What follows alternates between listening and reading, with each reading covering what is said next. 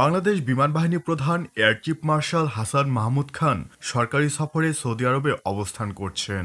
মূলত বাংলাদেশ বিমান বাহিনী প্রধান রয়্যাল সৌদি এয়ারফোর্সের আমন্ত্রণে সৌদি আরব সফর করছেন।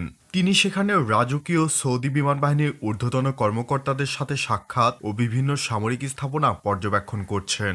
বিমান বাহিনী প্রধানের সফরে পারস্পরিক প্রতিরক্ষা সহযোগিতা, যৌথ সামরিক মহড়া, প্রশিক্ষণ ইত্যাদি আলোচনা হবে।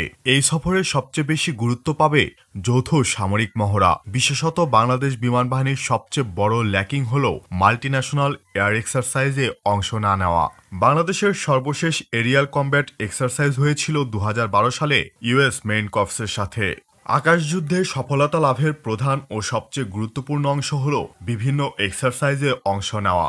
এতে বিভিন্ন দেশের ট্যাকটিক্স শেখা যায় এবং যুদ্ধক্ষেত্রে তা বাস্তব প্রয়োগ করে দেখা যায়। এছাড়া মুসলিম বিশ্বের সবচেয়ে শক্তিশালী বিমান বাহিনী সৌদি রয়্যাল এয়ারফোর্স, যাদের রয়েছে 63,000 বিমান বাহিনীর সদস্য, রয়েছে 840+ এয়ারক্রাফট, যার মধ্যে উল্লেখযোগ্য ফাইটারগুলো হল 230টি F-15 স্ট্রাইক ইগল, 72টি ইউরোফাইটার টাইফুন, 81টি পানাভিয়া টর্নেডো, 283টি হেলিকপ্টার, যার মধ্যে 34টি অ্যাটাক হেলিকপ্টার।